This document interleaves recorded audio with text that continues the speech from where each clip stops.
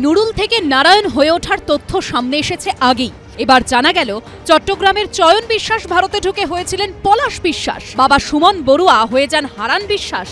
8 pass বিদ্যাতেই passport জালিয়াতির master হয়ে উঠেছিলেন চয়ন। পুলিশ সূত্রে খবর, পাসপোর্ট চক্রের তদন্তে মধ্যমগ্রাম থেকে ধৃত ব্যক্তিকে জেরা করে বিস্ফোরক তথ্য উঠে এসেছে গোয়েন্দাদের হাতে। পাসপোর্ট জালিয়াতির তদন্তে মঙ্গলবার মধ্যমগ্রাম থানায় জিজ্ঞাসাবাদের পর এক ব্যক্তিকে গ্রেপ্তার করে পুলিশ। তখন জানা যায় তার নাম পলাশ বিশ্বাস। পরে পুলিশ জানতে পারে পরিচয় ভুয়ো, আসল নাম চরণ বড়ুয়া। এমনকি বাবা সুমন বড়ুয়ার নামও বদলে হারান বিশ্বাস করে দেন তিনি। চয়ন চট্টগ্রাম কক্সবাজারের বাসিন্দা। শিক্ষাগত যোগ্যতা 8ম শ্রেণী উত্তীর্ণ। 2021 সালে অসম সীমান্ত দিয়ে বেআইনিভাবে ভারতে ঢোকেন তিনি। চুল ছেঁটে ভোল বদলে ফেলেন। পলাশ বিশ্বাস নামে বানিয়ে ফেলেন ভারতীয় পরিচয়পত্র। দিল্লি, চেন্নাই, কলকাতা এমন একাধিক শহরে কাজ করেছেন। ইদানিং থাকছিলেন মধ্যমগ্রামে।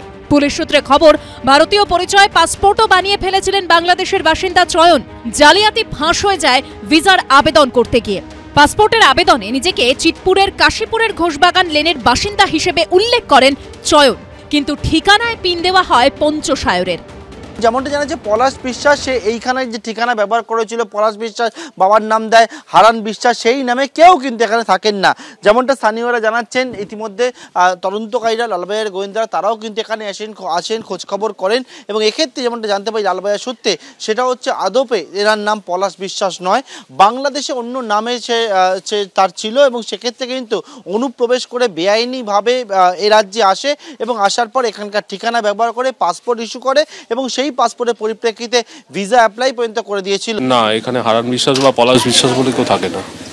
পুলিশ এসেছিল, হ্যাঁ, ভেরিফাই লালবাজার থেকে এসেছিল, ভেরিফাই করে গেছে। ও জিজ্ঞেস করলো যে এই নামে কেউ থাকে কি না, তো আমরা বললাম যে এই নামে কেউ থাকে না এখানে। তারপর ওরা ভেরিফাই করে চলে গেছে বলে ওরা ওই ক্যালকাটা 94 সে সাউথের দিকে, কিন্তু অ্যাড্রেস এই বাড়ির দিয়েছে। এটা 1/30 ক্যালকাটা 94 দেওয়া হয়েছে, তো সেই নামে ওই আধার কার্ড ফাধার কার্ড তৈরি করেছে।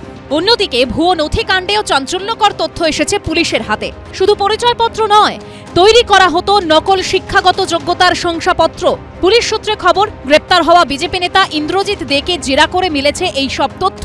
তার ফোন পরীক্ষা করে পাওয়া গেছে 2.5 লক্ষ থেকে 3 লক্ষ টাকার বিনিময়ে LLB, LLM, বিটেক এমনকি মাধ্যমিক উচ্চ মাধ্যমিকের জাল শংসাপত্র তৈরি করে দিতেন ইন্দ্রজিৎ। যাদের এই ধরনের নকল শংসাপত্র তৈরি করা হয়েছিল তাদেরকে খুঁজছে পুলিশ।